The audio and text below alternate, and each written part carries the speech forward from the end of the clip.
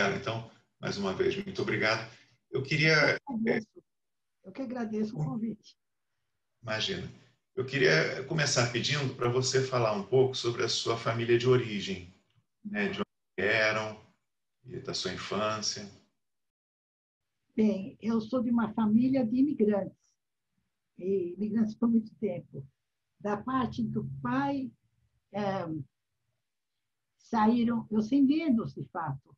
Eu sei a partir da saída do meu tio e depois meu pai, na década de 30.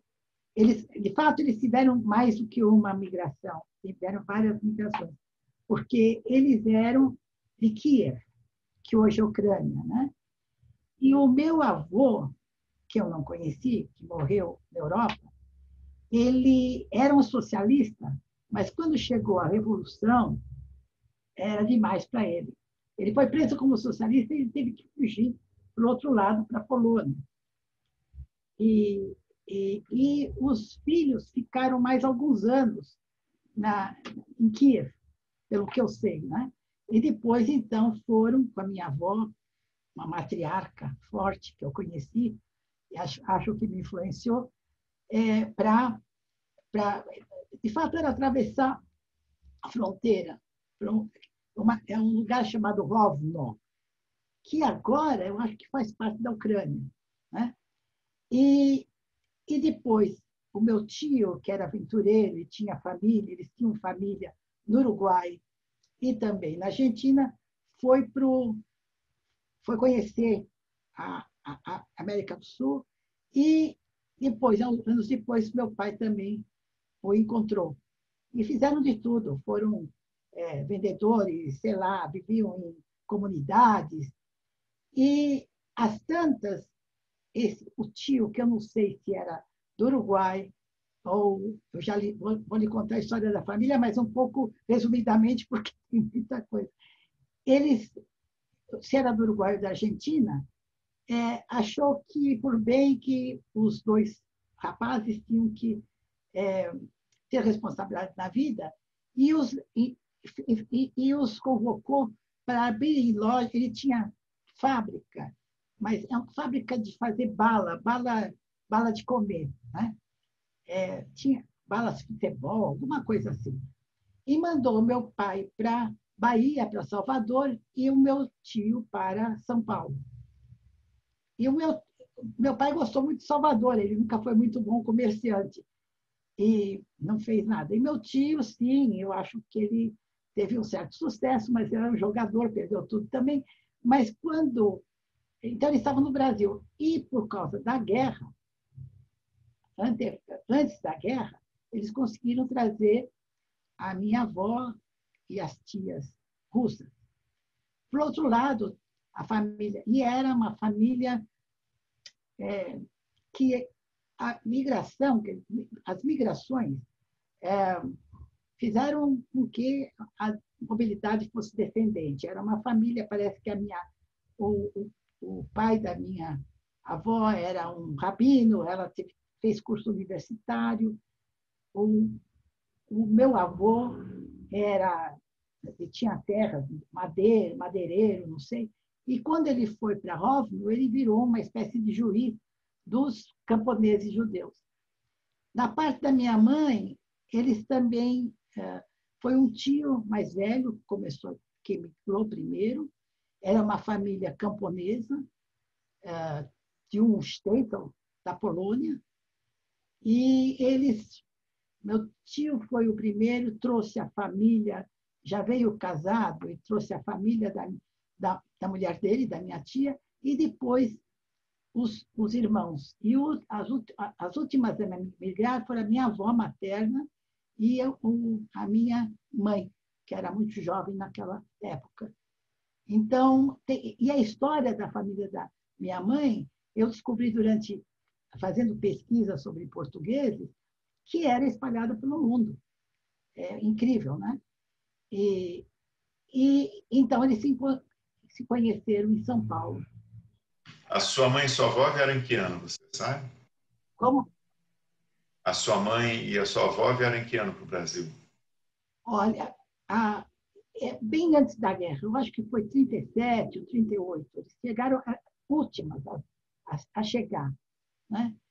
E o meu pai, eu sei que migrou logo no começo dos anos 30, e depois, não sei exatamente que ano, e depois, e também não sei quando ele chegou no Brasil, mas eram famílias muito diferentes, e a minha formação desde o início, eu tive que saber lidar com a diferença, porque era a diferença de tudo. Na casa da minha avó se falava russo, né? E na casa da avó paterna e da a família materna não falava polonês quando as crianças não poderiam entender, mas eles falavam Yiddish, né? O dialeto, tá? Então sempre eu fui meu pai misturava espanhol com português, por exemplo, né? Mas com você, em que língua falava? Então eu sempre fui exposta à diferença, dentro de casa, dentro da família, né? Mas falavam com você em que língua, Bela? Olha, o meu pai falava em português comigo, e minha mãe falava em Yiddish e eu respondia em português, né? E de fato, era tanta língua, e as palavras de carinho, por exemplo, da minha avó paterna, da família paterna, era sempre em russo. Então, Krasavitska, né? Era muito bonito, de fato. E então, a minha avó materna vivia parte do ano com a gente, parte do ano em Santos com uma irmã da minha mãe, né? E a minha avó paterna, ela vivia, meu tio era um solteirão, e então a gente ia todo sábado passar o sábado com ela. E também sempre que eu passava semanas com ela também quando era criança, né? E eram também muito diferentes, porque a minha avó paterna era intelectualizada, aprendi com ela a gostar de ópera, música clássica, falavam português impecável. De fato, os russos falam muito bem português, porque tem uma similaridade.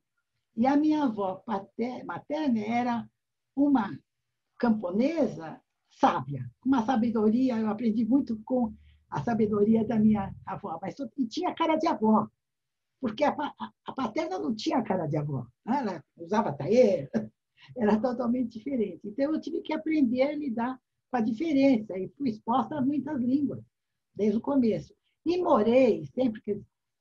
Quando eu nasci, eu não sei, eu acho que eles moravam na Moca, depois passaram um tempo em Santos, porque a família materna, boa parte ficou em Santos, né?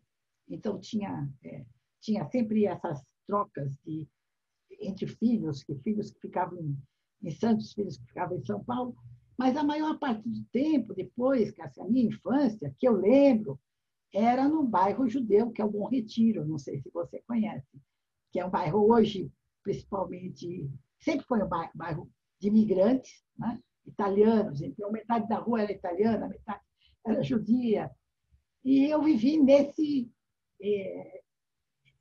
a minha infância foi muito interessante, porque agora é que eu vejo, as tantas eu precisava muito me decidir o que eu era, de fato, né?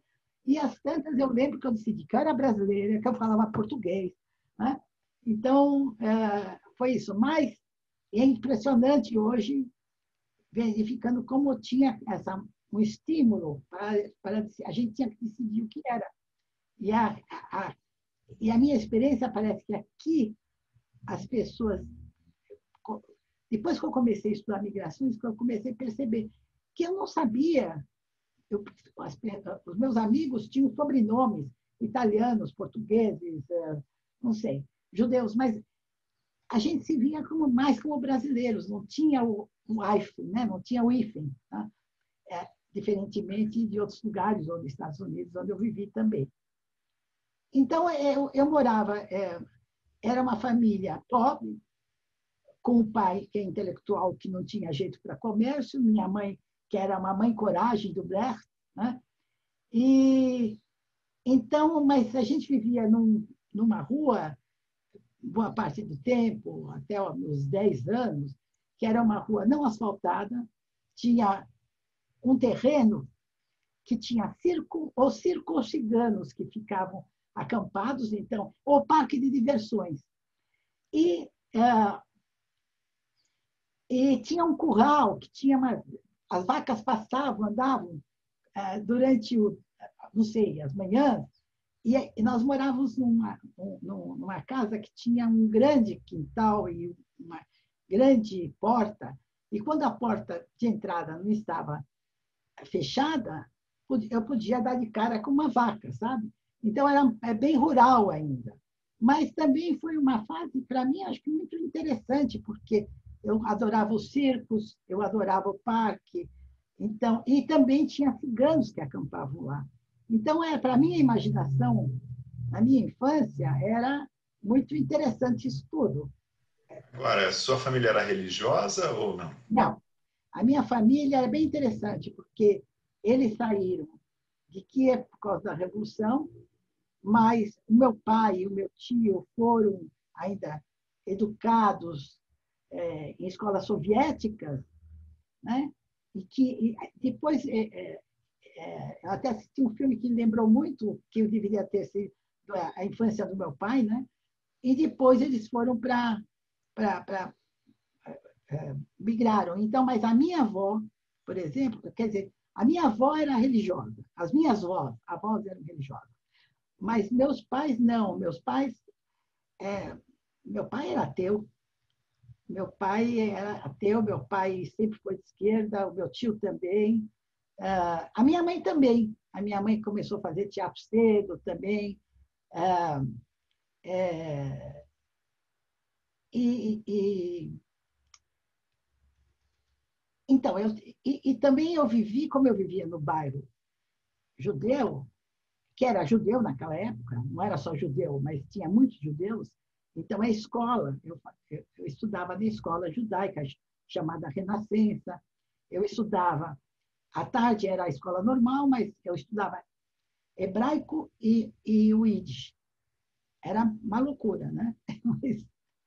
E, e também, minha mãe sempre trabalhou, eles tinham confecções, então eu sempre participei de associações. Por exemplo, tinha uma associação da minha infância que era sionista, mas mais à esquerda, que era a Shomer Tzair, e que eu participava. Então, sempre estive muito envolvida e toda a minha aprendizagem, a minha socialização, era muito com grupo. E depois, eu fui, depois dos 10 anos, quando eu fui de fato, eu fiz comercial básico, eu comecei tinha um clube, eu comecei a aprender o Yiddish também, numa outra escola, mas é um curso, mas o pessoal mais à esquerda, secular, né? Então, eu fiz parte, meus pais fizeram parte mais do judeu, da parte judaica secular de esquerda, que inclusive era contra Israel, né? E essa é a minha formação, de fato. E também, nesse sentido, eu também foi muito importante para mim, a escola principal não foi o colégio, mas sim essas atividades associativas, porque nós tínhamos um clube que era o nome de um autor judeu, I.L. Pérez, aliás, um grande contista, que eu conheço muito a literatura judaica traduzida para o português, né? Eu li muito e gosto muito. E então eu logo virei uma líder nesse clube e que a gente fazia discurso. Eu era responsável pela biblioteca e nós tínhamos também acampamentos de férias, de fato, eram em Vassouras. Também é sempre do judeu de esquerda, né? Então, eu fui socializada sempre a trabalhar em grupo, e até hoje. Né? Quando eu cheguei na Unicamp, eu achei que eu tinha voltado para o clubinho. Não era bem isso, mas é realmente essa minha experiência que me marcou muito e que também, porque como era um pessoal judeu secular com muitas conexões, de fato, imersa no Brasil, com bandeiras, quer dizer, contra sempre bastante ativos, e também, então, nós estávamos expostos, nós tínhamos, por exemplo, conferencistas da melhor, de todo, gente muito boa. Por exemplo, agora com a questão da fome, eu fiquei lembrando da geografia da fome, né? E que nós escutamos o Josué de Castro falar. Então, nós tínhamos conferências o tempo todo, nós tínhamos debates o tempo todo. Então, essa formação foi essencial para a minha vida. Eu comecei a trabalhar muito cedo. E em que você começou a trabalhar? Bom, o primeiro emprego foi no verão, eu trabalhei num jornal judeu, que era metade judeu, metade em português, que chama a Nossa Voz, né? Unser Stimme, uma coisa assim. Então, então, eu aprendi a revisar. Sabe, foi muito legal, foi muito importante. Foi o primeiro dinheiro que eu ganhei. E depois, quando eu terminei o comercial básico, que era complicado, eu fui para uma escola muito boa, eu era judaica e, de fato, fui sempre muito boa aluna. Mas a minha mãe primeiro não podia me pagar aquele curso, tinha um curso de preparatório para fazer os exames, né? Mas também ela tinha muito medo que eu me movimentasse com bonde, ônibus. Então, tinha esse colégio perto de casa que ela me colocou. Mas eu acho que aprendi muito. Eu comecei a trabalhar depois, quando eu fiz curso noturno de contabilidade, eu não sei nem onde é débito nem no crédito, mas de qualquer forma. E eu comecei a trabalhar primeiro numa cooperativa judaica, e depois eu trabalhei em indústria metalúrgica como secretária executiva, e depois várias coisas. Depois, quando eu fui para a universidade, eu comecei a fazer alguns bicos, pesquisa com a Lenina Pomeranz, por exemplo, tinha um grande projeto sobre o padrão de vida de operários na cidade de São Paulo, que eu participei, e também eu fui trabalhar com Vila Nova Artigas, trabalhar meio período com Vila Nova Artigas, com quem eu aprendi muito, né? Ele queria conversar, não tinha muito o que fazer. Então, isso quando eu fui para a universidade. Então, eu fiz várias coisas. Agora, você mencionou já na entrevista que eu vi, que ficou em dúvida entre fazer teatro ou ciências sociais, né? Como é que foi essa decisão? Sim, eu fiquei, porque, inclusive, como parte das nossas atividades, esse clube fazia parte de um grupo progressista. Eu, inclusive, participava de coral quando eu tinha 4, 5 anos de idade, que era num lugar chamado Cultura e Progresso. Meu tio me levava e o maestro pedia para eu não cantar, porque eu tinha péssima voz. E depois na Casa do Povo, né? que é um lugar que é realmente que existe até hoje e realmente retomaram as atividades. É bem interessante esse lugar. E tinha um teatro. Então, nós fazíamos teatro. De fato, eu fazia teatro desde pequena, teatro amador, até pelo próprio clube, né? Eu, por exemplo, a Beatriz Segal me ensinou a declamar, né? E a Tatiana Belink vinha dar também o Júlio Gouveia. Eles eram desse mesmo grupo de judeus ou casais mistos, era bastante o caso, dá aulas de teatro para a gente, né? E então eu sempre fiz teatro amador. De fato, eu queria fazer teatro e também eu queria fazer reforma agrária. Então, eu estava muito indecisa sobre fazer teatro, naquela época era teatro de arte dramática, né, o EAD, ou fazer ciências sociais. E eu A lembro... reforma agrária, perdão, reforma agrária que você falou, veio de onde esse interesse? Você mencionou a Geografia da Fome, né, de José de Castro. Bom, sim, mas A fome é acontece uma que... questão política, né, mas você tinha alguma leitura sobre reforma agrária? Era um tema em grande discussão, né, em 62, 63, até o... Exatamente, então, exatamente, eu fui para a universidade, eu fiz vestibular, eu entrei em 62.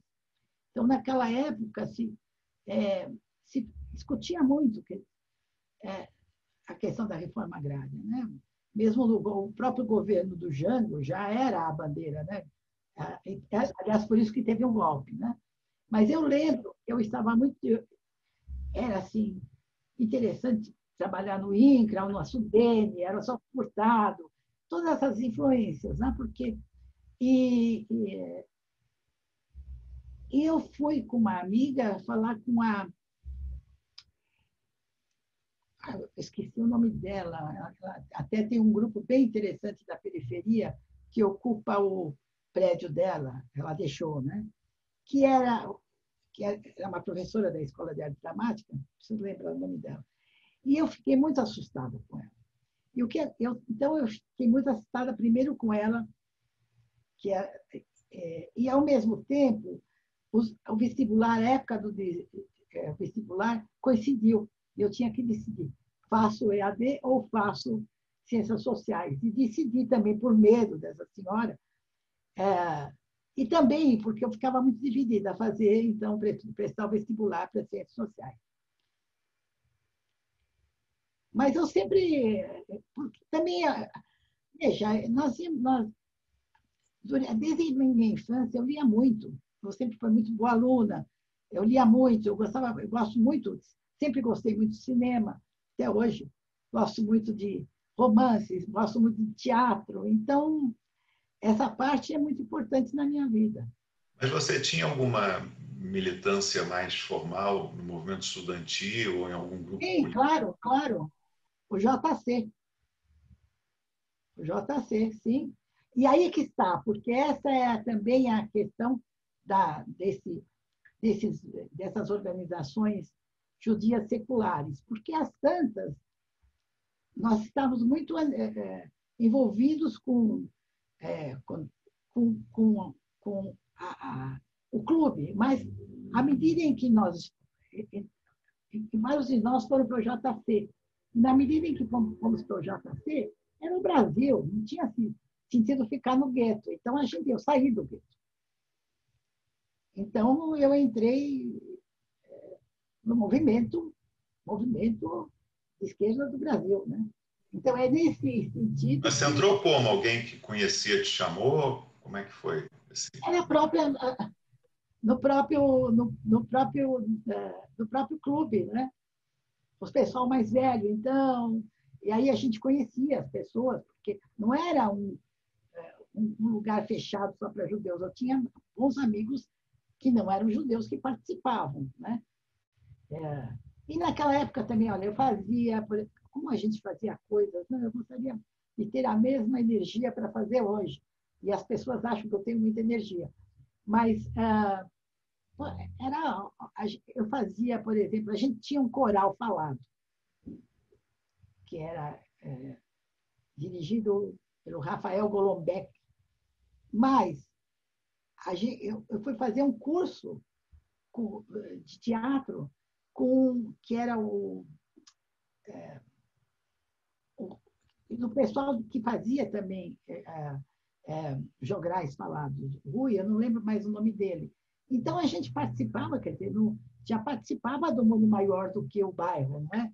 A gente frequentava íamos para muito concerto, atividade cultural muito grande, o tempo todo.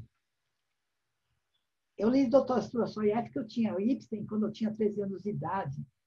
Então, então nós estávamos no mundo, nós estávamos no Brasil. E nós aprendemos, e também li aquela coleção do povo, não sei se você chegou a ler Homem de Verdade, né, A Colheita. Então, tinha muita influência desse tipo de literatura. Né? Então, nós éramos muito politizados. Você começou o curso de Ciências Sociais na USP, foi em 63? Você fez 62. Eu fui colega desde... fiz o curso noturno, né? Por exemplo, eu entrei na mesma época que o Antônio Augusto Arantes, que eu conheço desde então, mas ele fazia curso diurno, mas ele vinha fazer curso, também fazia algumas matérias no noturno. A gente é amigo desde então, nós somos irmãos, né? De certa forma. Né? Você teve aula com Florestan, Fernando Henrique? Quem foram os professores? Primeiro ano, Fernando Henrique, e o Florestan dava curso no terceiro ano. Estava o Iane, então nós tinha Sociologia 1 e 2, né? E tinha Antropologia. Eu gostava muito de Antropologia. Mas Quem que dava Antropologia? Como? Quem era professor de Antropologia? Então, eu tive aula com a Joconda. Eu tive um curso com Egon Schaben, que me fazia... Ele dava curso sobre os mitos guarani. Eu entrava, era um filme para mim. Ele era um bom professor. Mas, principalmente, a Eunice, a Ruth Cardoso, tinha o Amadeu também. Então, eles dividiam em cursos. Tinha um curso que Gioconda Mussolini dava aula num curso que era um panorama, que tinha antropologia física, tinha antropologia cultural. Então, era a Eunice, a Gioconda, a Eunice, o Amadeu e a Ruth Cardoso. E que era, a Ruth era muito tímida ainda, né? Era muito jovem. Né? E o Fernando Henrique dava o primeiro curso de introdução à sociologia. Eu gostava muito da antropologia, mas eu estava muito mais interessada na questão do desenvolvimento, eu queria... Eu lembro quando eu tinha exame oral naquela época. Quando o Fernando Henrique me perguntou por que você quer fazer ciências sociais, eu falei, porque eu quero fazer a reforma agrária. Eu acho que eu fui aprovada por isso, imediatamente. Mas aí, Bela, quer dizer, no meio do curso, né, veio o golpe de 64. Isso. Como é que você lembra ter vivido, né, esse evento e né, o efeito na faculdade, no curso? Sim.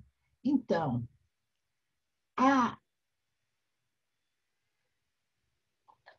tem uma coisa que é a diferença entre fazer curso noturno e diurno naquela época. O noturno era muito mais interessante. As pessoas que faziam o curso noturno eram mais interessantes. Vários profissionais, né? Gente de jornalismo, gente de várias... Então, muito mais interessante, eu acho, né? O curso noturno. E a Rua Maria Antônia era um território livre. Tinha o Mackenzie, já tinha brigas entre nós e o Mackenzie, né? O pessoal do Mackenzie, que era mais conservador. E era realmente um território livre. Eu tive aulas, por exemplo, com a Carmucci, ela dava aula no bar, né? Porque ela era mais próxima da gente, de um jeito mais informal e tal. Né? Era uma universidade de elite, sem dúvida alguma, mas, sim, nós nos mobilizamos. Naquela época, inclusive, mesmo antes do golpe, ou logo as aulas eram tanto o Fernando Henrique, como o Iane, como eu também fui aluna do Oliveiros Ferreira. Oliveiros era também secretária-geral naquela época do Estadão. E ele que sabia mais das coisas. Então, as análises do Iane e do Fernando Henrique eram bem mais... não estavam tão corretas como o Oliveiros, que tinha informação. Né? E o Oliveiros já apontava para a possibilidade de um golpe. Né? E nós ficamos muito mobilizados, claro, muito mobilizados. E muitos de nós, inclusive, alguns foram para a luta armada. Né? Eu tenho amigos que foram para a luta armada, que morreram na luta armada. E, então, nós nos mobilizamos muito, de fato. Mas no curso em si de Ciências Sociais teve algum efeito? Ou mudou? Mas, naquela época, acho que as cassações saíram depois. Mas o Florestan foi preso. E ele, quando saiu da prisão, nós estávamos todos à espera dele. Foi algo muito emocionante mesmo. E era uma guerra, nós estávamos numa guerra, a Maria Antônia. Né? Depois, vários cursos foram. É, nós tínhamos que fazer vários cursos no campus, no novo campus, né? Que é então no novo campus da USP, que era geografia, não sei, alguns outros cursos. Mas, para mim, ainda, a USP era a Maria Antônia. Tanto é, voltar para a USP era. Eu achava que era um lugar muito grande, era pequeno, né? A USP da Maria Antônia era pequena. Mas, sim, mudou nossa vida. Eu fui embora, inclusive. Eu fui Fora embora. quando? Você terminou o curso em 66? Eu Não? terminei o curso em 66. Daí, naquela época, eu já trabalhava em publicidade, porque eu trabalhei com artigas, que aprendi muito com artigas, sabe? Porque a gente tinha um grupo também lá de esquerda que fazia exposições, eu não lembro mais o nome, né? E então eu lembro que eu ajudei a montar uma exposição sobre Mayakovsky, por exemplo, e ele conversava muito comigo. Eu aprendi muito com ele sobre arte e tecnologia. Eu tenho um primo que também já faleceu, mas que fazia arquitetura também, que era, de fato, era muito ligado à linha do Artigas. Então, a Artigas virou um amigo muito querido, mas ele teve que se exilar, foi para a Argentina. Eu fiquei mais algum tempo e depois, porque era conveniente, era part-time, né? E também com a Lenina, que ela também ela foi para fazer um doutorado fora, eu não lembro se na Polônia ou se na União Soviética, e ela não pôde voltar. Então, também, de repente, foi o ano que eu casei, então, de repente, eu fiquei sem trabalho nenhum e fui trabalhar em publicidade, por acaso, e trabalhei 4 anos em publicidade. Porque também nesse ínterim. Onde de publicidade que você trabalhava? Então, você sabe que eu trabalhei com uma pessoa maravilhosa, que foi assistente do Florestan, e que é o Renato Moreira. Renato Moreira. O Renato Moreira fez parte é, do projeto de relações raciais do Florestan. E ele foi casado a, a Carvalho Franco, Maria Silvia Carvalho Franco, inclusive na época que eu trabalhei em publicidade.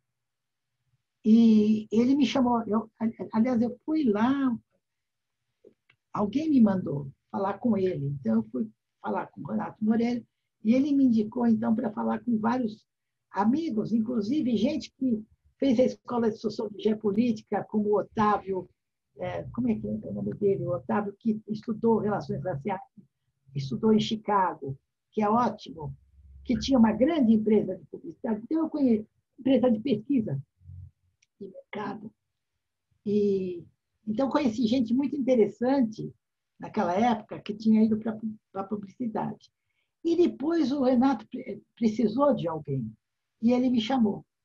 E eu aprendi a pensar antropologicamente com o Renato. O Renato saiu porque naquela época ele era considerado de direita. E é muito interessante, mas ele tem um artigo maravilhoso que é Branco em Baile de Negro, que era ele frequentava as gafieiras, fazia pesquisa nas gafieiras, naquele projeto do Florestan. E o Florestan foi uma pessoa essencial também na minha vida. Aliás, é a grande referência para mim o Florestan Fernandes. Inclusive, quando o que aconteceu? O meu, então, marido, ele fez medicina e foi fazer residência. E naquele momento, então, ele dizia, não, ele tinha que fazer residência. Então, eu esperei ele fazer residência para poder de continuar os estudos. Eu sustentava a casa. E aí, em publicidade, foi a época que eu ganhei um bom dinheiro, porque o Renato, naquela época, também eu estive, nós fazíamos focus group, Grupos pesquisa. focais. É, é, isso, aprendi muito, né, com isso. E o Renato recebeu uma oferta para trabalhar na Shell. E naquela época eu estava fazendo um estágio, porque eu trabalhei na Lindas Publicidade Internacional, que era a agência da Gessilever, da Unilever. E que, de fato, era só as únicas contas que tinha naquele momento eram contas da Gessilever. Então, eu fazia muita pesquisa sobre sabão em pó, sobre margarina, essas coisas. Né? E eu tinha, assim, imagina, eu queria fazer reforma agrária, eu tinha um problema grande, eu fui para psicanalista. Estou querendo sabão em pó e eu quero fazer reforma agrária. Então, de fato, era por causa dessa situação. Né? Mas eu acho que eu aprendi muito com isso. Inclusive, então eu estava fazendo estágio no departamento de pesquisas da Unilever, e que tinha um australiano que dirigia naquela época. E ele gostou muito de mim, então ele me indicou para ficar no lugar do Renato. Né? Então, sim, eu aprendi bastante. E naquela época também, como era até a Lindas era conhecida como o túmulo com telefone, porque não era exatamente uma agência cheia de concorrência, né? Que tinha os clientes das várias contas de Gessilever. Então, eu conheci gente muito interessante, poetas, né? Gente que... O Gilberto Gil veio fazer trainee conosco, então a gente passava a hora do almoço escutando ele cantar Disparadas da Vida, era muito interessante, de fato. E aí, de lá, eu ia para a universidade, para a universidade à noite. Uhum. Trabalhei 4 anos. Agora, você falou, seu marido era médico, né? Como é que você o conheceu? Ele era judeu também? Ele era meio judeu. De fato, pode ser considerado judeu, porque a mãe é judia e o pai não judeu. Né? E eu conheci ele, de fato, porque ele veio também para o clubinho. A gente começou a namorar muito cedo. E ele, de fato, se encaminhou, na época que já estava terminando a universidade, se encaminhou para fazer ciência, né? Imunologia. Hematologia primeiro, depois imunologia. E aí ele foi fazer residência, foi fazer um curso da Organização Mundial de Saúde e recebeu propostas para ir para os Estados Unidos, para Inglaterra ou França. E a primeira convite foi para os Estados Unidos. E isso era em 68, 69. Nós acho que viajamos em 69. E foi na época do AI-5. Então, era a época para ir embora mesmo. Sim. E Agora, qual era o nome do seu marido? era Celso Bianco. Por isso que eu tenho o Bianco ainda profissionalmente. Sim. Mas foi uma decisão. De ir para os Estados Unidos foi uma decisão dele ou foi do casal? Como é que foi? Então, a decisão era sair. Eu preferiria ter ido, porque eu era existencialista numa época. Né? Realmente, eu fui muito. Quando eu estava na USP, eu era muito, muito influenciada pelo Sartre, né? Simone de Beauvoir. Né? Então, eu queria ir para a França. Mas no caso do convite, o convite veio até por um brasileiro, cientista brasileiro, que era o Vitor Nussensweig. Eu acho que ele ainda está vivo. Porque tinha um grupo de exilados brasileiros, também por causa do golpe, em Nova York. que também era o Michel Rabinovich, que era ótimo. Eram todos cientistas. Então, por várias razões, a gente decidiu que seria melhor. Eu queria muito ir para a França, mas que seria mais viável mesmo ir para os Estados Unidos, para Nova York. Vocês moraram onde em Nova York? Nós moramos em Manhattan, sempre. Eu passei 10 anos em Manhattan, de fato, porque no meio disso nós nos separamos, mas... então, nós ficamos... eu morei em Manhattan nesse período. De fato, como ele foi trabalhar na New York University, então nós vivíamos num dos prédios da New York University, que era perto do Washington Square, no Village, e era perto do Washington Square Park, né? Então era um lugar melhor para estar, eu acho que... E depois eu fui estudar na Colômbia. Na Colômbia você foi estudar antropologia já, né? Sim, de fato, De tem quem? toda Como uma é que... história. Porque eu fui falar com o Florestan quando ele estava ainda na universidade, depois que eles foram casados. Né? Depois eu o encontrei nos Estados Unidos, porque ele foi dar aula primeiro no Canadá e depois ele deu uma aula em Yale. Então, eu fui falar com o Florestan que ia embora, que ia para os Estados Unidos, o que ele sugeria. E que eu queria, naquela época, eu estava muito influenciada por comunicações, então eu queria estudar comunicações. E ele falou para mim, se você vai para os Estados Unidos, você tem que estudar antropologia. E eu disse para ele, mas, professor, eu não quero estudar índios, eu quero estudar mulheres de classe média, sei lá o que ele falou. Você é burra. Não, antropologia não é só estudo de índios, né? Porque era muito forte, né? Agora eu gostaria de ter estudado populações indígenas, mas de qualquer forma. E ele disse, não, eu vou te mandar uma carta para você falar com o Charles Wegley. E eu fui falar com o Charles Wegley, e o Wegley me disse a mesma história, eu só quero fazer comunicações, eu sou rebelde. Ele dizia, não, você vem do Brasil, você tem que fazer antropologia. A sociologia é muito influenciada pela antropologia, tem que fazer antropologia. E eu acabei por fazer um curso de comunicação.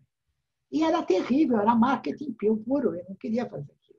Aí eu realmente também conheci muita gente, os brasilianistas, gente que eu tinha já conhecido a Judith Shapiro, que é uma antropóloga, que foi, inclusive, ela foi a reitora da Barnard College, mas ela estudava, ela acabou fazendo uma tese sobre Yanomami. Mas eu conheci a Judith antes porque o Celso foi fazer um estágio, ele também estava numa época interessado nessa medicina preventiva, ele foi fazer um estágio no Xingu, conheceu a Judith lá. E quando nós chegamos nos Estados Unidos, procuramos a Judith. E ela nos apresentou. De fato, ela me apresentou a Manhattan, porque ela fazia tudo para não fazer a tese, né, naquela época. Então, eu conheci Manhattan como ninguém, né, porque eu tinha tempo também. Eu estava na aula de português, não sei, fiz alguns bicos, mas... e aí também eu decidi que, de fato, a antropologia era mais interessante do que eu pensava. E aí eu fui fazer. Aí o Wegley me falou: olha, você se candidata para cá, mas também se candidata para a City University of New York, que está ficando um programa muito interessante. E eu entrei nos dois, mas primeiro saiu eu soube que eu entrei na CUNY. E os meus amigos, que eram todos da Colômbia, disseram: não, de jeito nenhum, espera, melhor para a Colômbia. E foi muito bom ter estado na Colômbia. Teria sido bom também na CUNY, porque logo depois o Eric Wolff foi para lá, né? Mas a gente tinha muito intercâmbio entre os programas, né? E foi muito, muito bom mesmo. E eu realmente descobri a antropologia, mas eu também descobri, aos poucos e cada vez mais, a forte influência da USP na minha formação. Tanto eu acho que as minhas decisões, até termos de paradigmas, tem muita influência da USP. A Maria Silva Carvalho Franco, do Florestan Fernandes, especialmente. Agora, Bela, você chegou em 69, né, nos Estados Unidos. Sim. Passou 10. Esse foi um período de muita animação, vamos dizer assim, política, cultural, né? Enfim, movimento anti-guerra e direitos civis, movimento negro, enfim, a contracultura. Como é que você viveu esse período lá? Tudo. De fato, quando eu fui para lá, eu me senti exilada, porque, inclusive, depois, quando estávamos lá alguns meses, nós soubemos que nós não podíamos voltar. Porque, naquela época, amigos nossos foram presos. E nós estávamos muito ligados ao grupo do Jacob Gorender. Jacob Gorender vinha muito à minha casa, inclusive. Né? E principalmente o Celso apresentou, quando nós fomos embora, e o Jacob Gorender e família precisavam muito de médico. Né? Então, o Celso apresentou outras pessoas e também fazíamos reuniões na minha casa. Naquela época, eu morava perto do Hospital São Paulo, da Unifesp, né? E então tinha um grupo também de médicos que participavam das reuniões e que foram presos. O Jacob foi preso, foram presos. Então, naquela época, era já fática. Quando tinha que se dar nome, se dava nome das pessoas que estavam fora do exterior. Então, nós não pudemos voltar por algum tempo. E realmente era muito complicado para mim não poder voltar. Eu fiquei muito. No começo, eu sofri muito. Mas, ao mesmo tempo, foi muito rico, porque eu nunca quis ficar com um grupo de brasileiros, né? Tinha assim, o gueto dos brasileiros, que se reuniam para comer feijoada. Eu também gostava de comer feijoada. Fazia muita feijoada no exterior. Agora eu não faço, mas fazia no exterior. Né? E aprendi com o americano, aprendi com o Daniel Gross, que é um antropólogo, fazer feijoada. Mas o poder não poder voltar é muito complicado. Mas, por outro lado, eu participei muito do movimento feminista, todas as marchas feministas, as marchas para Washington, contra a guerra do Vietnã, Black Panthers, também tinha os Neovicans, né? Então, eu participei muito disso, e principalmente depois que eu descasei, mais ainda. Né? Aí eu entrei de toda. Então, eu vivi muito isso. Inclusive, na época do Watergate, eu já estava na universidade. Então, realmente, tudo isso faz parte da minha formação. Colômbia, você entrava para o mestrado e ia direto para o doutorado? Como é que era? Funcionava? Assim, eu entrei direto para o doutorado, mas tinha a fase do mestrado. No mestrado, você tinha que apresentar 2 trabalhos feitos durante o curso, né? E também tinha a fazer os tais dos qualifying, que era a qualificação, mas que era baseada não só no seu projeto de pesquisa, e nesses 2 trabalhos que você tinha que apresentar, quer dizer, você escolhia que trabalho para apresentar, mas também você tinha que escolher 3 áreas de especialização. Eu passei 1 ano, por exemplo, sentada lendo na biblioteca, que era uma beleza. Então, eu tinha escolhido antropologia urbana, antropologia política e América Latina, né? Era a minha especialização. E eram aqueles exames da época do Boas ainda, uma loucura.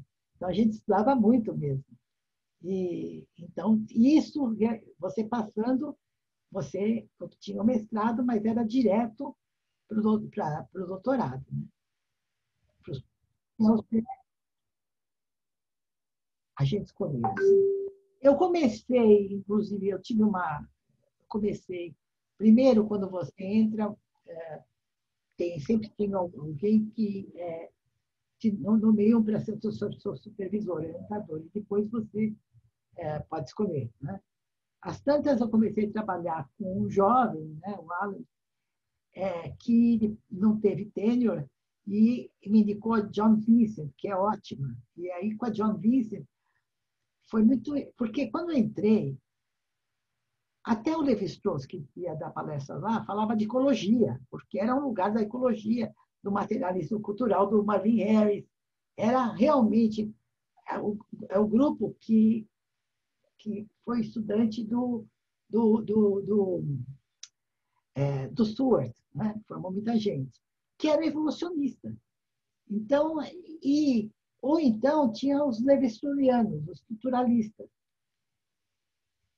E, para mim, nenhum nem outro. Quer dizer, eu aprendi muito com eles, eu aprendi muito na Colômbia, porque eu tinha que entender por que eles faziam as perguntas que faziam, entende? Porque tinha perguntas que, para mim, não tinham sentido e outras tinham. E a John Vincent era ótima, porque ela tinha uma formação mais inglesa, mais marxista, e ela era muito ligada, e também tinha uma formação em história, eu sempre gostei muito de história, e não sei pensar sem história, e toda a ideia era juntar Marx e Weber, que era o que o pessoal da sociologia fazia. Era a Maria Silvia, era né, o próprio Fernando Henrique. Então,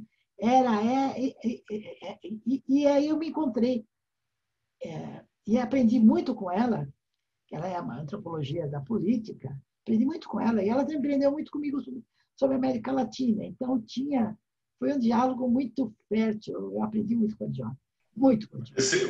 O tema da sua tese, né, poder local, como é que surgiu? Foi ideia sua, ou alguém sugeriu, ela sugeriu?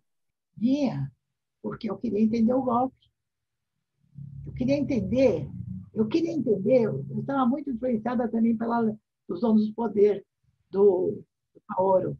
Eu queria entender por que o governo muda e se ficar com o governo naquela época. Uma pergunta talvez ingênua. Mas aí eu decidi, então, eu estava muito também com a antropologia da política, muito interessada em local level politics, né? E eu lembro que eu estava em dúvida aonde fazer pesquisa. Eu não lembro como surgiu Matriz, que é a Itapecerica da Serra, como surgiu Itapecerica da Serra, porque tinha uma possibilidade de fazer São Sebastião. E eu, na época, eu fui falar com o Iane, e o Iane me indicou, agora não sei, uma outra cidade do interior, mas eu não fiquei muito interessada, porque alguém já tinha feito tudo lá. Mas não fiquei muito interessada. E daí, a Itapecerica me interessava porque era grande São Paulo e era comarca. Então, tinha um escopo regional. Né? E aí eu fui, não lembro quem me indicou, mas eu fui para lá e teria sido uma outra coisa se eu fosse para São Sebastião, teria sido também interessante. Mas eu queria entender isso. E, de fato, eu nunca publiquei a tese. O Florestan Fernandes tinha. O Citec quis publicar, mas eu achava que não estava pronta. O Florestan Fernandes, mesmo antes de morrer, você não publicou a sua tese. Eu não, achava que não estava pronta, mas agora eu vou trabalhar nela, sabe? Porque é sobre corrupção, é uma história. Eu tenho agora é época para publicá-la, sabe? Eu não queria arrumar. Eu lembro que, inclusive, conversando com o Antônio Cândido, ele me contou que ele levou mais de 10 anos para publicar o trabalho dele, né? E eu disse, mas 40 anos, tudo bem, agora é a hora de publicar. Eu já devia estar trabalhando nisso. Agora, quando é que você pôde voltar ao Brasil? Sua primeira vez? Olha, eu consegui voltar, inclusive, por um tempo, porque meu pai, nesse período, passou mal, teve ataque cardíaco, e eu consegui. Naquela época, eu estava sem documentação, porque nós estávamos conseguindo o green card. Conseguimos, de fato. Mas eu consegui, então, vir para cá por um tempo, só por causa do meu pai. De fato, ele faleceu. Foi importante ter vindo. E depois, eu já consegui, eu vim fazer pesquisa de campo preliminar, eu acho que foi em 73, aí eu já consegui, porque tinha sido absolvido, tive gente que foi presa, de fato, naquele período.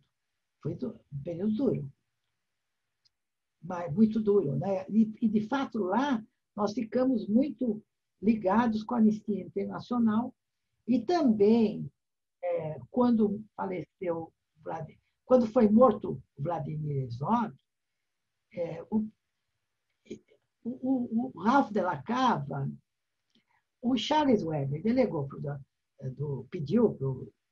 nomeou o Ralph de la Cava para trabalhar com nesse movimento contra o terror no Brasil, né? E então eu fui falar e nós já estávamos o tempo todo, a gente recebia tantos relatórios de tortura porque chegavam, né? Para a gente divulgar, né? Então a gente estava o tempo todo muito ligado com a questão do Brasil. Depois quem chegou lá em Nova York foi o Brizola. E aí a gente ficava, o Brizola era o governador dos brasileiros, né, de Nova York. E a gente tinha muito contato com o Brizola, então também toda essa mobilização passava pelo Brizola, passava pelo o Ralph de la Cava com a questão da guerra contra o terror. Então a gente estava muito. E quando foi morto o Vlado, eu sou muito amiga da Clarice, né? A Clarice, nós entramos no vestibular da USP juntas. Era Clarice, Herzog, a Fátima Jordão, a Maria Silvia.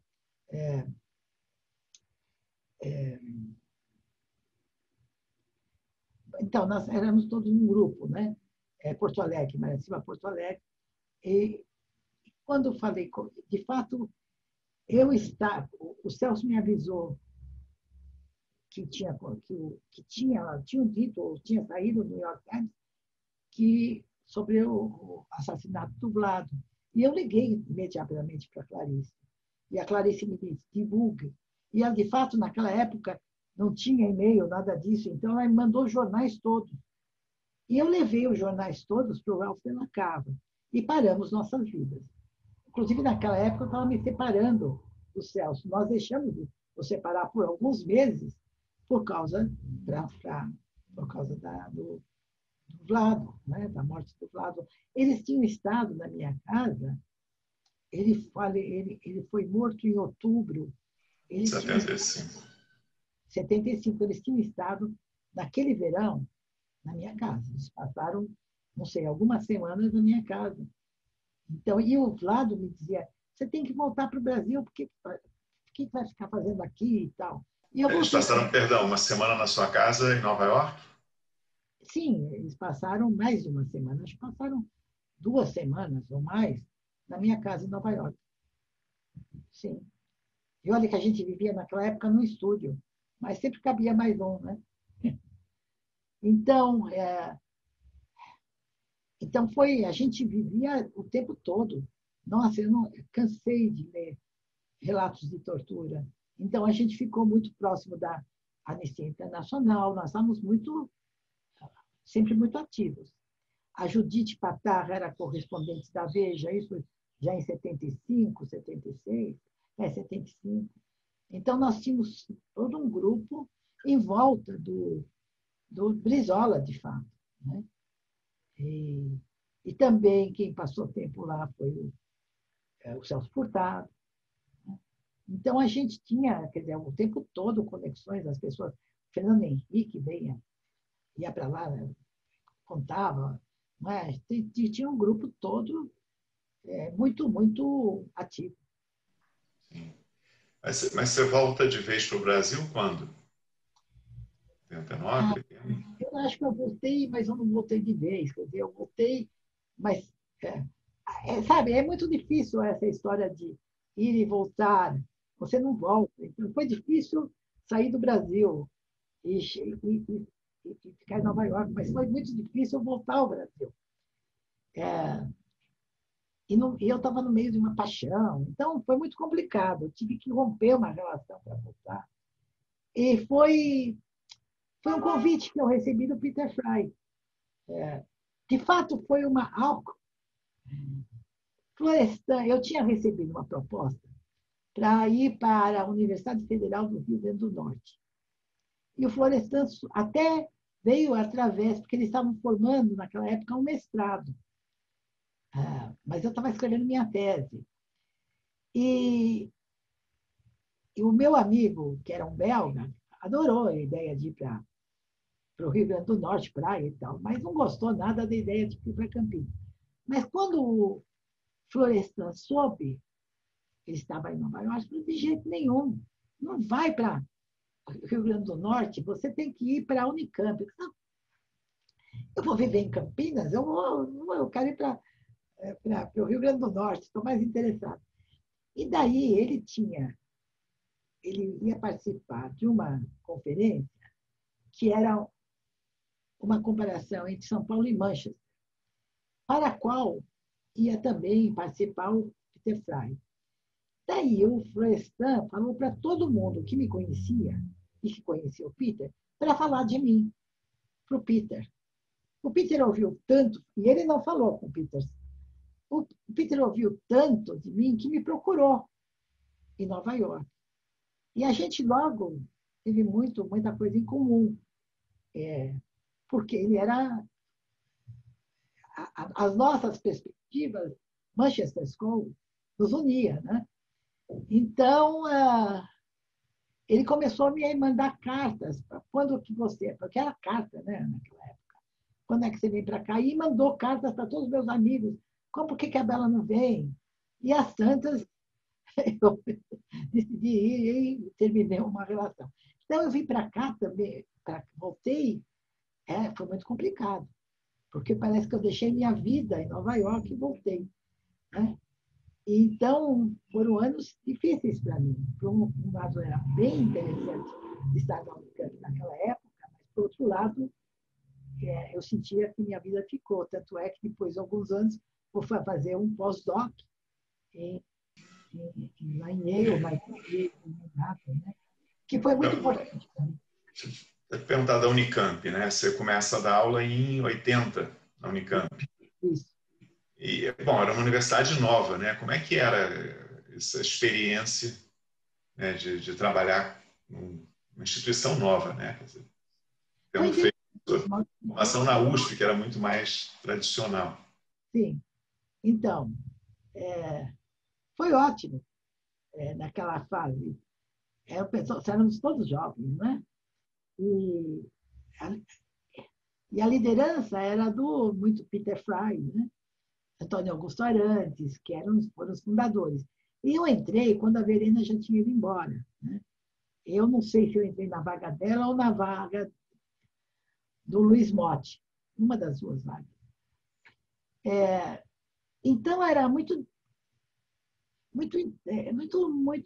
estimulante. E eu também, logo cheguei, logo lembro que eu sugeri que a gente fizesse um seminário das quartas-feiras, que era o Wednesday de seminários que a gente tinha na Colômbia, né? Que era interessantíssimo.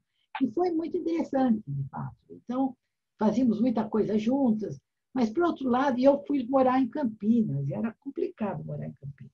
Você morou em Campinas mesmo? Primeiro ano. Você morava em São Paulo e iam para Campinas, né? Para aula. Sim, mas aí, até quando hoje. eu cheguei, eu vou ficar em Campinas. Mas quando chegava quinta-feira, eu batia na porta da minha irmã, porque eu não aguentava ficar o tempo todo em Campinas. Né? E depois eu comecei essa vida de ter duas casas. Foi muito complicado, sempre, mas era assim. Era mais fácil. E eu dividia duas casas primeiro. Então, eu nunca sabia. Então, eu tinha metade de coisas em Campinas e metade de coisas dos meus livros em São Paulo. Então, eu tinha que voltar para um lugar ou para o outro, porque faltava um livro, sabe? Mas foi muito interessante, porque era um grupo estimulante. para mim era uma novidade, porque tudo era resolvido por consenso, meio tribal até, né? E, sim, eu aprendi muito, foi muito interessante.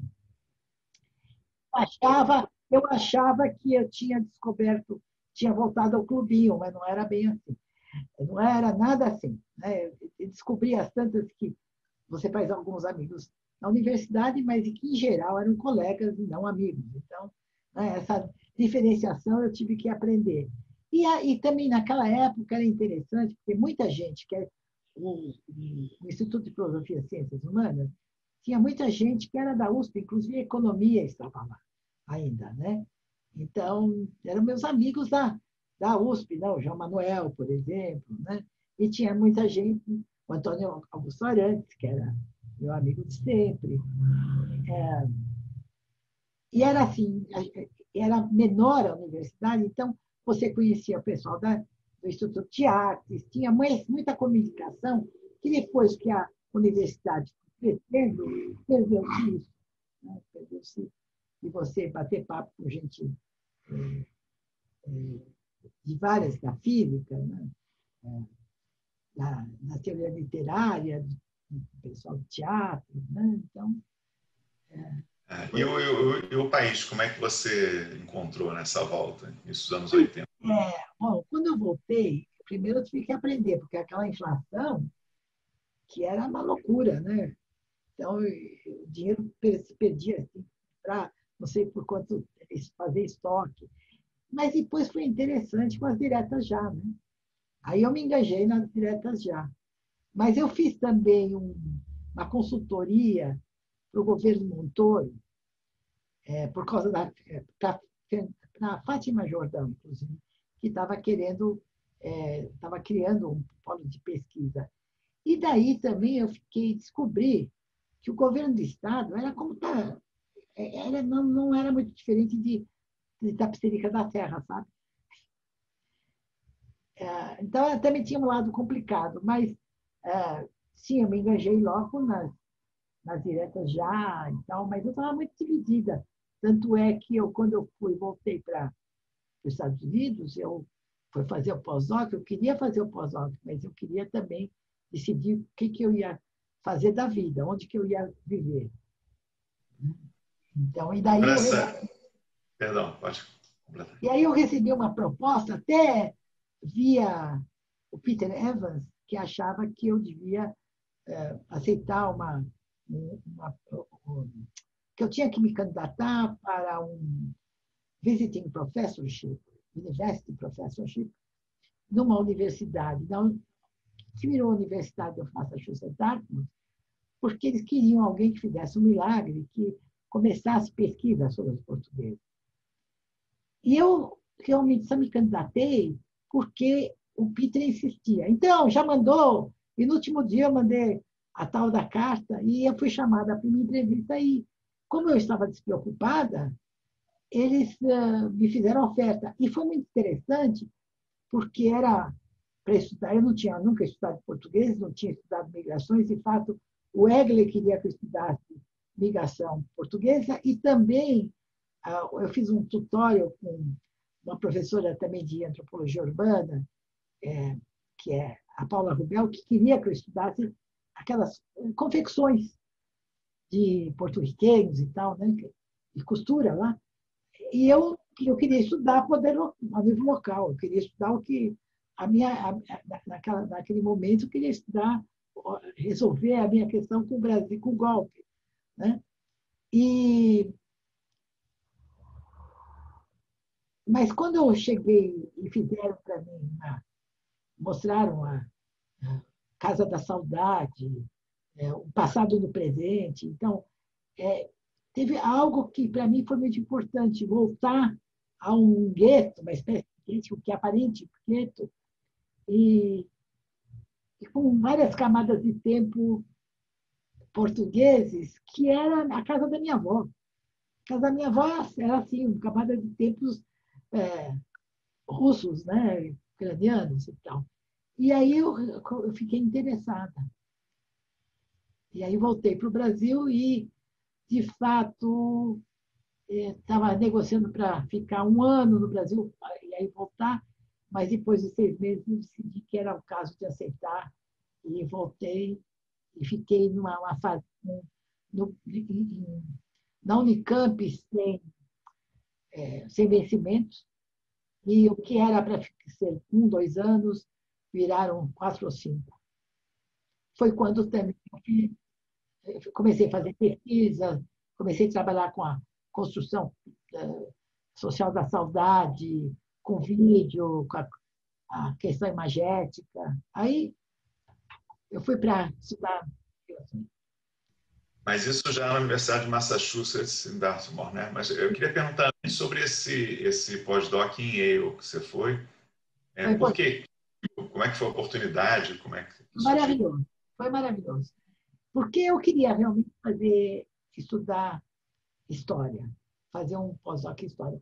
Eu fiz um projeto que eu recebi uma Fulbright, CAPES Fulbright, que era para estudar movimentos sociais. De fato, quando eu fiz o projeto do Poder Local, eu lembro que o Florestan falou para mim, você devia estudar movimentos sociais. Eu falei, eu quero estudar Poder Local. E a Maria Alice Porac também, você tem que estudar movimentos sociais. Mas eu sou sempre um pouco retardada, demoro para descobrir as coisas. E daí, eu queria estudar movimentos sociais. E eu fiz um projeto para movimentos sociais. Mas cheguei lá em Yale, comecei a ler Labor History, foi muito importante. Eu fiz meu supervisor era David Montgomery. Eu queria fazer, de fato, com o Goodman. E foi o Michael Hall que me disse, não, você deve fazer com o David Montgomery. Tá? E também quem estava em Yale era a Emília Viotti, que era uma grande amiga, né? Virou uma grande amiga naquele período. E o David me dava tudo para ler, a nova história social, que naquela época estava bem mais interessante que a antropologia. Eu já queria fazer história social, porque estava bem interessante. Eu lia, estava bem interessante. Né?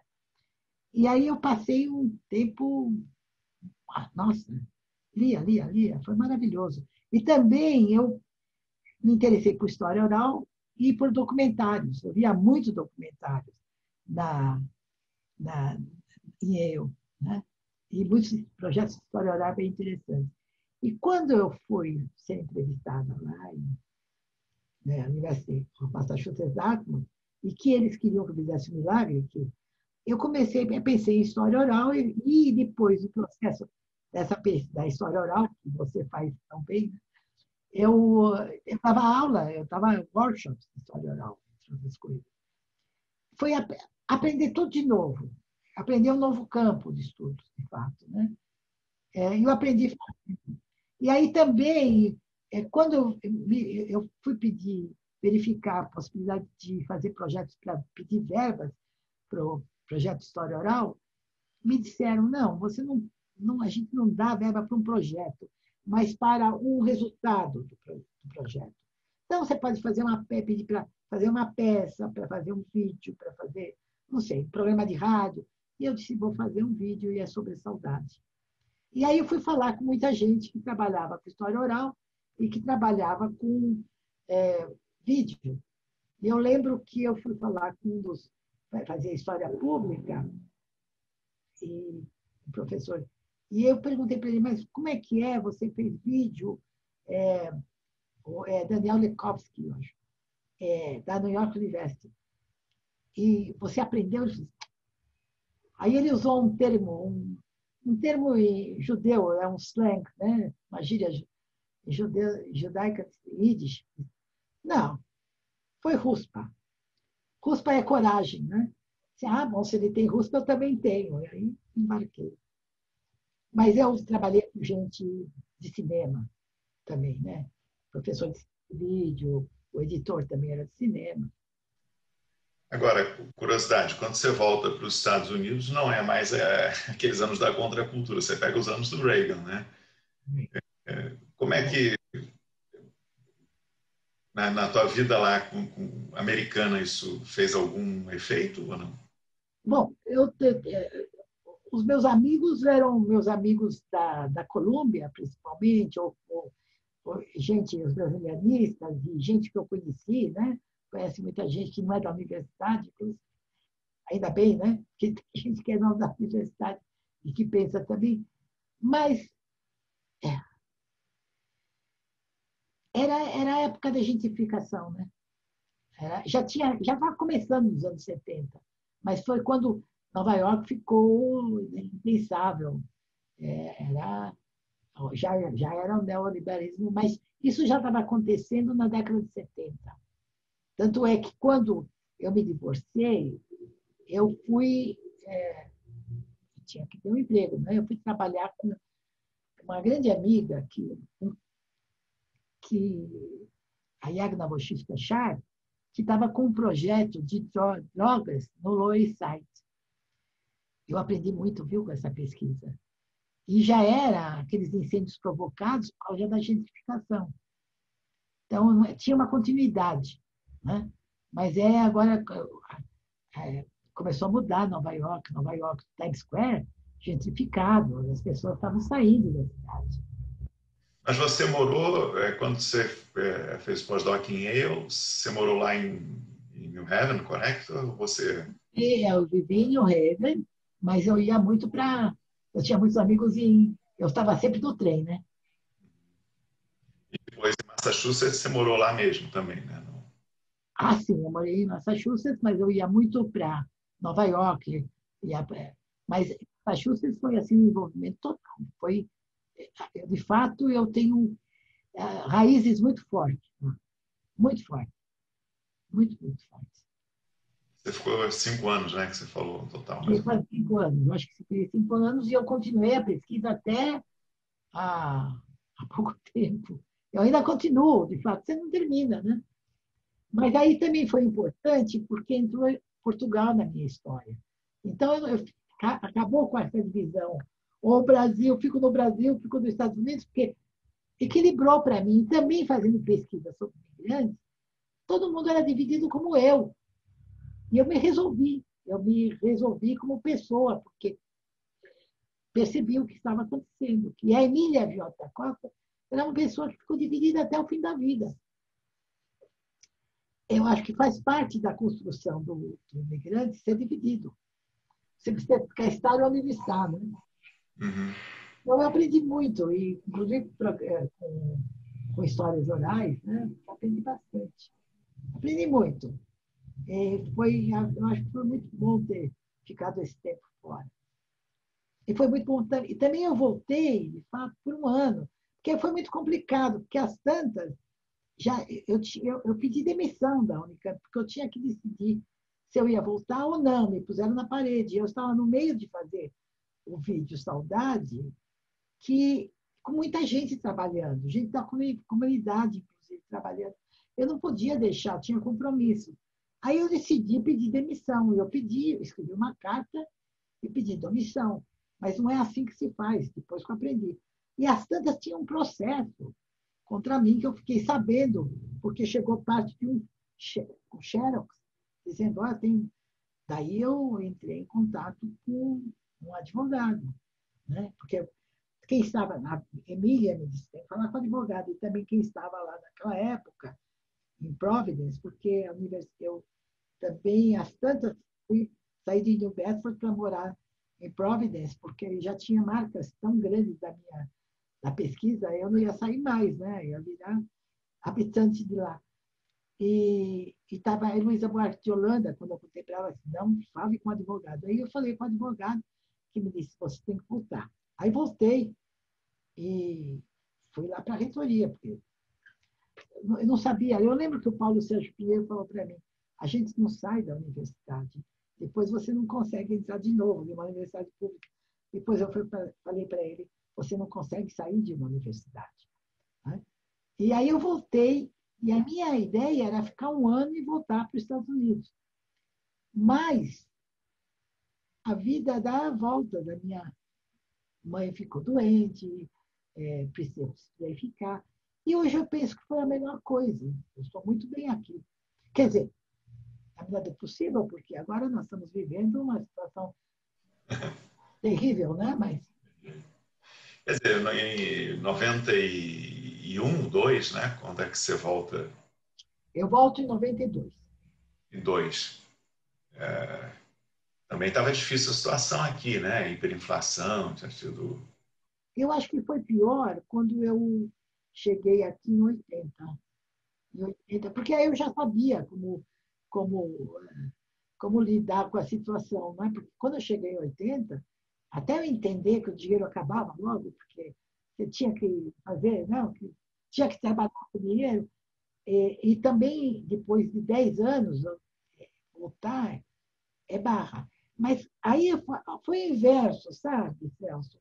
Porque quando eu voltei para cá, assim, eu fui para Campinas e a minha referência era Nova York.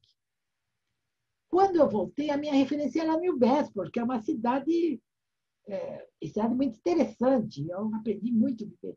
Mas não era uma cidade onde eu viveria.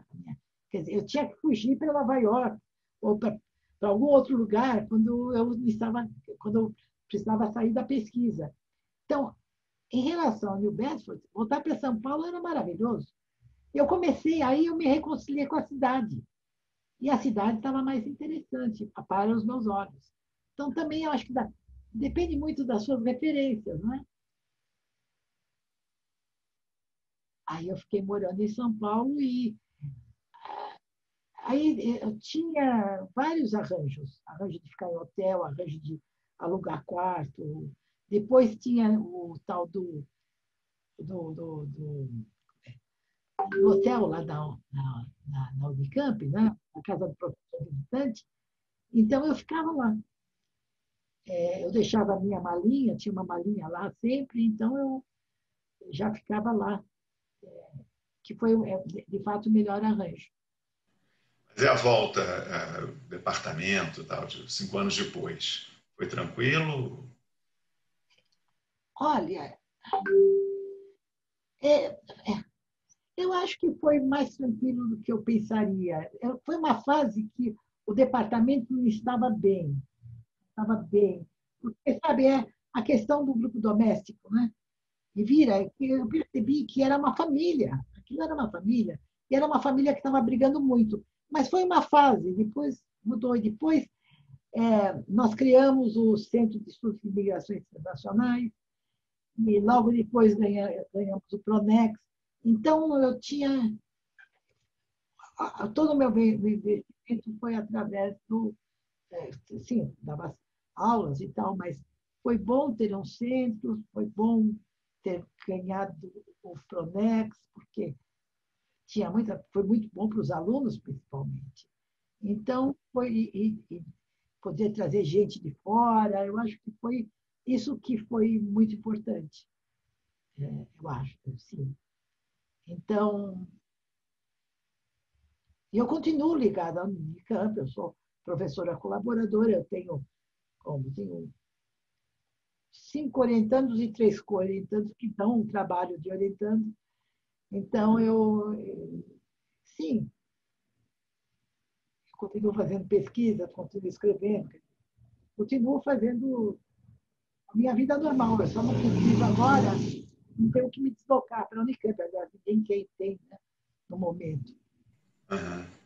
Deixa eu te Mas, perguntar agora, Bela, eu queria que você falasse um pouco da tua experiência, vamos dizer, mais institucional, como primeiro na CAPES, né? Você foi representante de área, como CNPq do Comitê de Ciências Sociais, né? Como é que foi lidar com essa dimensão, né, de, vamos dizer, de representação e avaliação institucional? bom, a CAPES foi muito interessante, porque eu nunca gostei de avaliação, terrível, mas uma fase que, que dava para. Que era de ampliação. Né? Nós podíamos criar cursos, tinha uma demanda reprimida. E todo o meu investimento foi nesse sentido. Primeiro, quando conversei com o Renato Giannini, que era diretor de avaliação na época, o Renato me disse: eu queria muito que vocês fizessem na área um projeto de preservação das línguas indígenas. Não, isso é linguística. Eu posso fazer um projeto de povos, cultura e línguas. A Amazônia é legal, né? Isso foi ótimo, ter essa comissão, porque pensar as questões da Amazônia Legal, convidar colegas que eram especialistas, né, ou eram da Amazônia Legal. Então, foi um projeto que foi importante, inclusive, que permitiu até criar um programa, o primeiro programa induzido de antropologia social lá na Universidade Federal da Amazônia, que quando saiu esse curso, eu falei, ai, minha missão está cumprida. Mas foi porque não tinha antropologia no Nordeste, tinha no Pará um mestrado que virou de ciências sociais. E hoje tem vários doutorados, né? Tem vários cursos lá. E no Nordeste tinha naquela época só o curso de pós-graduação de Pernambuco. E tinha sido criado pela minha antecessora, Miriam Gross, o programa lá da Rio Grande do Norte, porque tinha acabado também aquele programa, para o qual fui convidada, né? Não tinha acabado. E então, meus esforços, eu criei mesmo programas que foram criados mais tarde, mas eu comecei diálogo. Não é porque eu comecei, tinha uma demanda, as pessoas me procuravam também. Então, esse trabalho foi muito importante.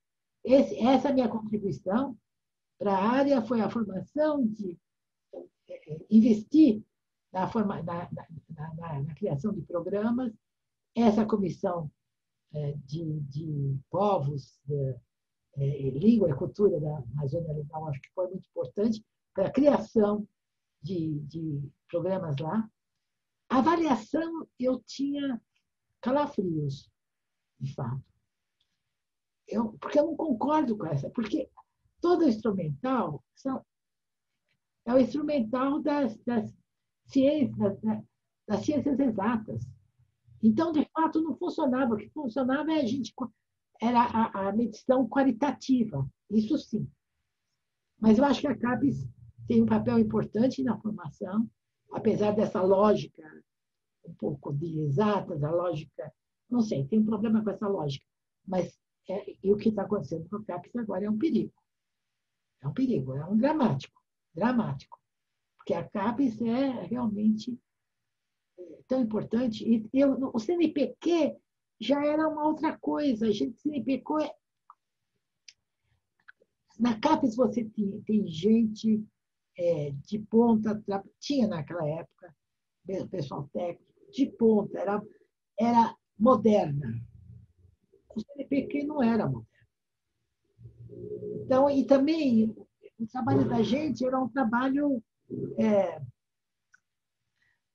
Você não conseguia criar nada, você tinha que simplesmente decidir que projetos que você financia ou não, quem ganha bolsa, quem não ganha bolsa. Então, era uma coisa mais burocrática do que qualquer coisa. Sempre com poucos recursos também, né? É.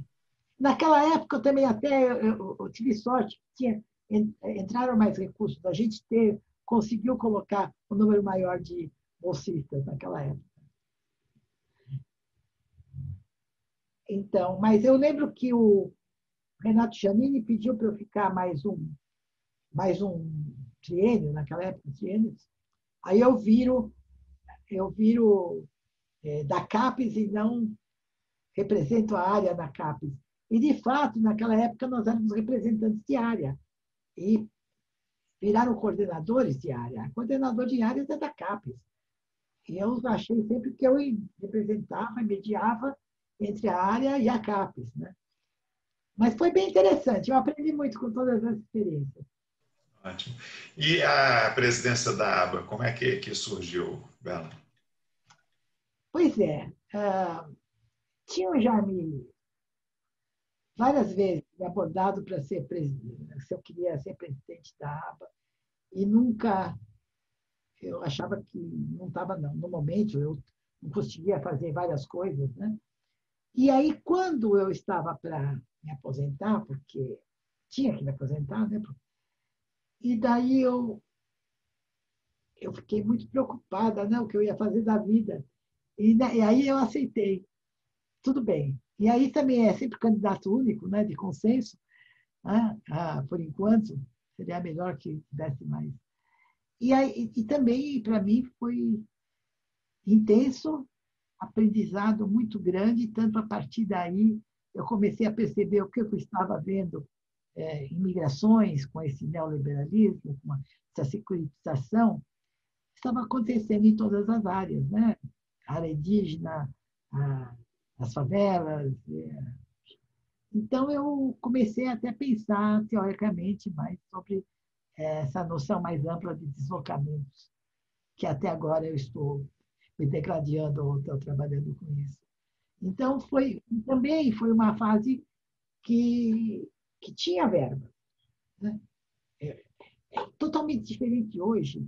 E como eu tinha estado na CAPES do CNPq, eu sabia que dava para pedir 2 vezes verbas. Então, eu pedia, eu pedi muito, sabe? Então, eu consegui verba para fazer pós-evento, para fazer pré-evento, para fazer não sei quanta coisa, porque havia verba.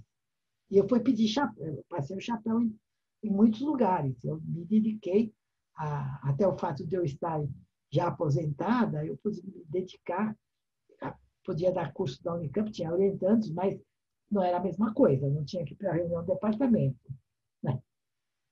Então, eu podia, é uma dedicação total.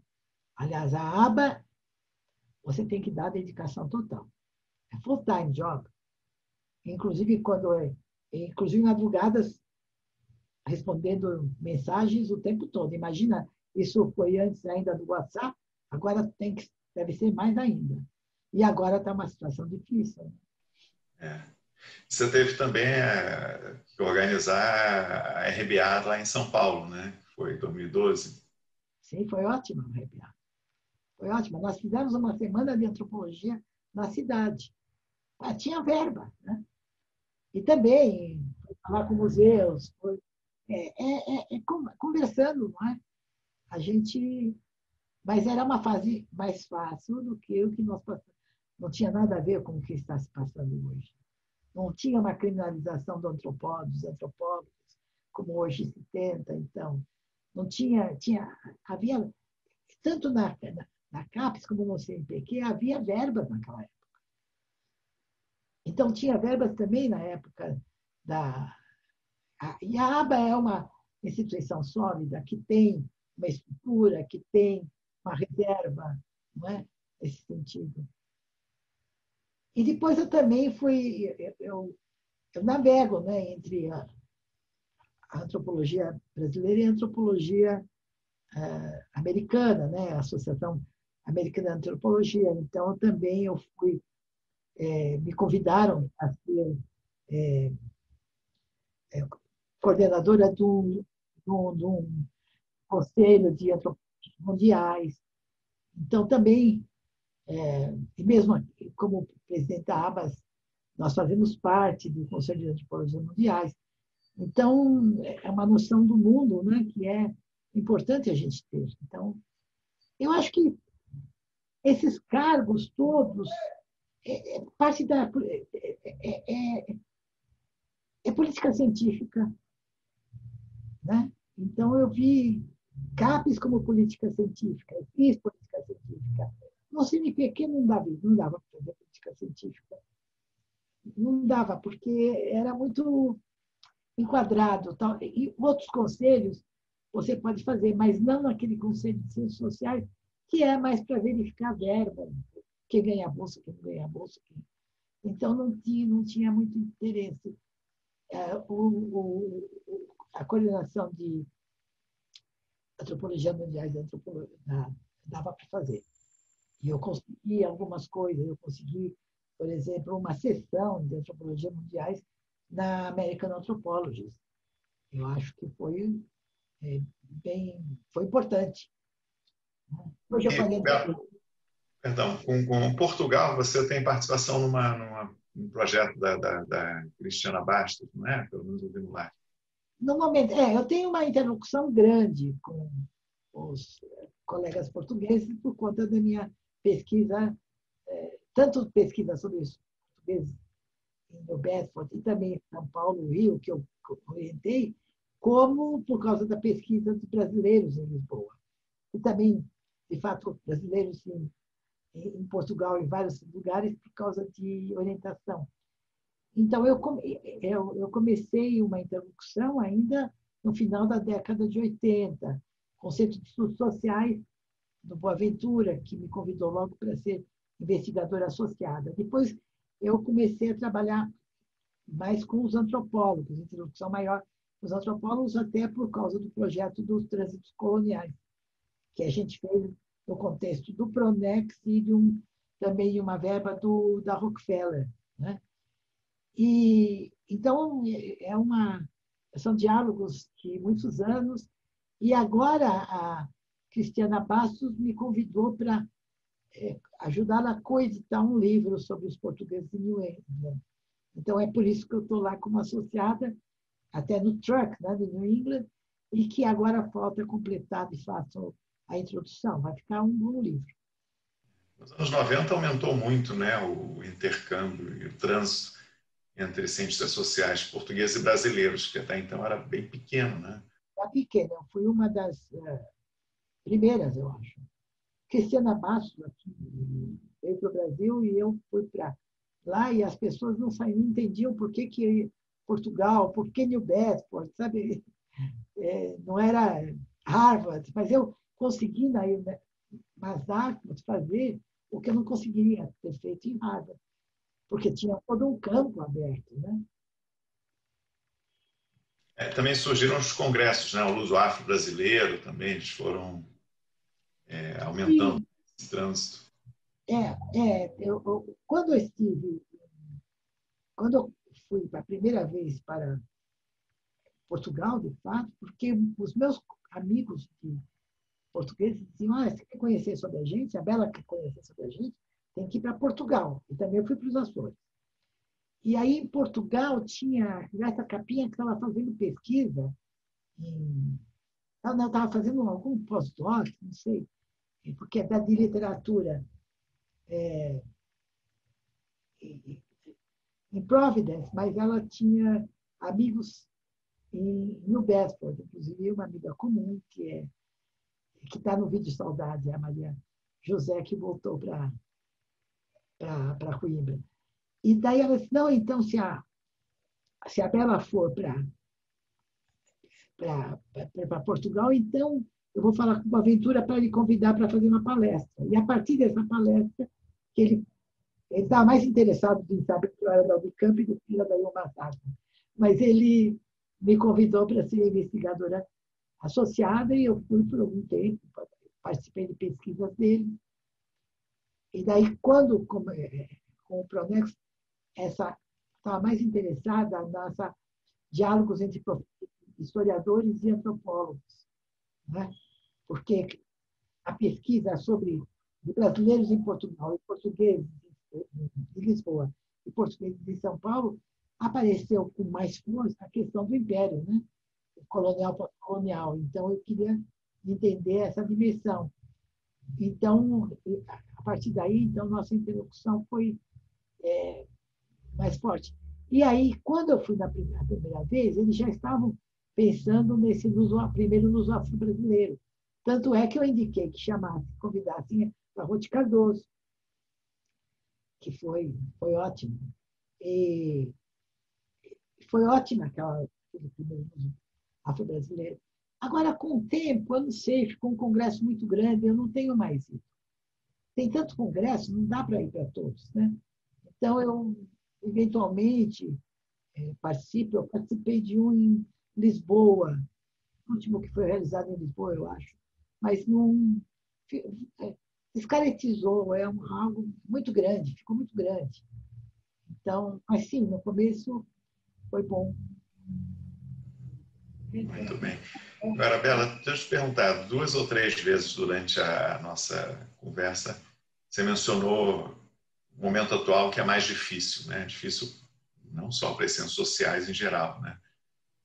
Como é que você está vivendo esse período, né? O governo Bolsonaro é um presidente que fez lá o Twitter, né, no início, lá em abril de 2019, dizendo que, não me lembro exatamente os termos, mas basicamente que as humanidades não mereciam o dinheiro do contribuinte, alguma coisa do gênero. Né? Quer dizer, as ciências sociais ficaram também muito atacadas por vários setores que estão também em posições importantes. Como é que você está vivendo essa fase que me parece nova, né, em termos recentes? Olha, cara, eu estou estudando isso. Estou acompanhando na medida do possível. Também eu passei, por exemplo, 2019, 2020, muito trabalhando num balanço de migrações e deslocamentos, 80 anos, balanço para a BIB, que tomou muito meu tempo, mas eu também estou acompanhando.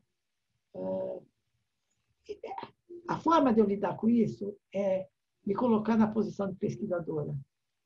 Então, é um outro olhar. Então, você tem momentos que não dá para fazer isso, mas em muitos momentos você consegue se distanciar e olhar como pesquisador, né? Então, isso é uma coisa que eu faço. Eu estou guardando muito material, eu não consegui ainda escrever. Até tinha que escrever um artigo e acabei achando que não era a hora ainda. Tenho que escrever outro sobre não sei se eu estou na hora. E também nesse momento sabe, eu não quero grandes verbas, eu não estou pedindo verbas. Eu tenho a minha bolsa de produtividade eu não eu estou fazendo pesquisa online, né? Eu não estou saindo, né? Tudo está no online. Eu não Pois é, consigo. te perguntar também sobre a pandemia, como é que afetou na tua vida pessoal, acadêmica? É complicado, porque eu estava acostumada, eu sou uma viajante, né? Eu viajo, eu tenho que viajar, faz parte da minha construção. Eu consigo ficar em um lugar saindo, né? Então, eu saía muito para congressos, para até pequenas reuniões. Há muitos anos que eu vou sempre para Brasília, seja porque estava como representante de área da CAP, seja porque era CNPq, seja porque é ABA e agora é Conselho Nacional de Migrações. Então, sempre tem, se uma vez por mês, pelo menos, em Brasília, que acabou. Eu ia muito para Nova York, as reuniões da AAA. Eu ia para Portugal, eu ia para vários lugares, né, que sempre convites e tal. E agora o mais preocupante é não poder viajar. Eu desaprendi a viajar, então é um pouco parte. Eu estou acostumada a ter maratonas, que eu fico, me fecho em casa. Então, essa estrutura de pedir comida, tudo, fazer online, eu já tinha a experiência. Agora, quando o parque está funcionando, é ótimo. Eu vou caminhar no parque e descarrego. Agora, faz falta, eu preciso do cinema. É diferente de ver Netflix, eu preciso de teatro, né? Música, eu trabalho com música, por exemplo. Mas é bom sair, é bom, mas isso não tem. Eu até me adapto, isso é de menos. O problema é o genocídio, a política destrutiva desse governo, a fome. Agora nós me dá conta, Geografia da Fome, eu preciso reler, né? Porque eu saio, quando eu saio para caminhar no parque, eu saio muito pouco para fazer coisas que eu preciso, né? Mas eu nunca vi tanta gente na rua, tanta gente pedindo. Não, famílias na rua, às vezes, né? Famílias na rua. Então, isso é de cortar o coração. Você vê crianças, bebês, naqueles acampados na rua. Então, é de uma tristeza muito grande, muito grande. E ver toda essa destruição de tanta coisa que foi feita. E daí eu fico como poliana, porque eu sempre acho que vai cair e não cai, né? E também eu estou seguindo tudo isso antropologicamente, como um campo de disputa, porque eu estou muito interessada em movimentos sociais.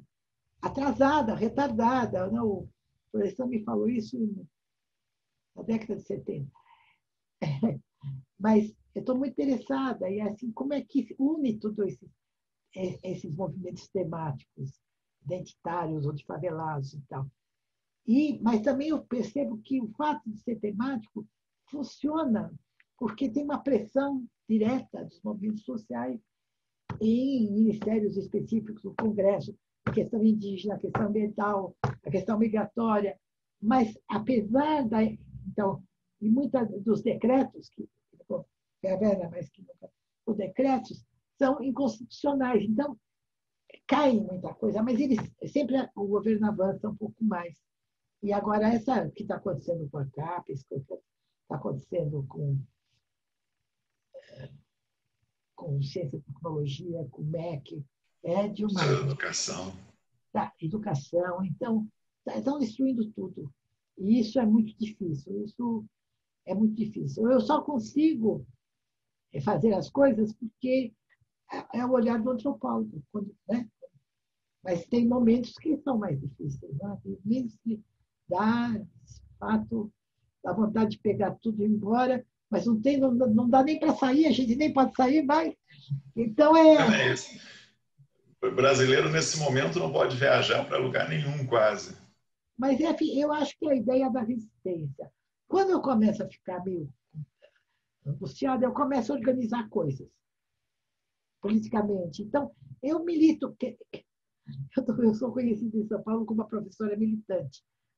E eu realmente milito. É muito mais difícil até ter um distanciamento. Mas aí eu organizo o webinar, alguma coisa eu faço politicamente, que tem que fazer. Tem que fazer. Né? O tempo todo tem que fazer. A resistência. E é o que se faz, ou esses movimentos todos fazem. Se não tivesse os movimentos sociais, estaríamos muito pior. Movimentos, o que a favela, por exemplo. E eu acho, sabe, se vier alguma mudança, a mudança virá da periferia. O que está acontecendo na periferia é muito bonito também. Né? Então, virá da periferia. Acompanhar, inclusive, esses pessoal uberizado, os entregadores, né? Eu fui fazer cursos, inclusive, esses cursos que se dão de extensão, que é muito interessante. Tem gente muito boa na periferia, gente muito boa, sabe muito mais que a gente, tem toda essa academia nas costas, mas sabe mais, tem uma sabedoria. E isso faz bem, isso faz bem. Agora, eu não sei quando vai acontecer, mas se alguma mudança vai chegar, não é da classe média, não, é da periferia. Bom, tem quase 2 horas aqui, né, atravessou a sua trajetória, foi super interessante. Mas tem uma pergunta que eu ainda queria fazer, que eu costumo fazer para todos os entrevistados, pedir se tivesse que destacar alguma leitura, algum livro assim que foi muito marcante na sua vida, na sua trajetória, o que é que lhe vem à mente? Depende, né? De diferentes momentos. Eu acho, para mim, foi muito importante ler os historiadores sociais, tipo Thompson, toda essa área, Ladorrier, sabe? Eu acho que esses livros que são antropologizados, né? Eu acho que eu indicaria em termos de em termos acadêmicos, de se pensar, né? Eu não sei, eu acho que é absurdo, mas eu indicaria a formação da classe operária, por exemplo, a miséria da filosofia, The Poverty of Theory, do Thompson. Thompson foi muito importante para mim, sabe? Ler o Thompson.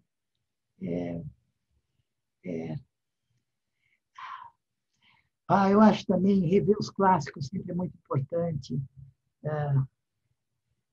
Os Donos do Poder teve um efeito muito importante para mim, que inclusive me direcionou para a minha tese. Fernando Pessoa também foi muito importante em termos de poesia. É, os romances russos também. O Ibsen, Casa de Bonecas me marcou muito. Uhum. Né? Ah, ótimo. Bom leque de leituras. É, Bom, Bela, acho que é isso, né? Temos aqui 2 horas e foi um prazer te ouvir, né? Narrando sua trajetória.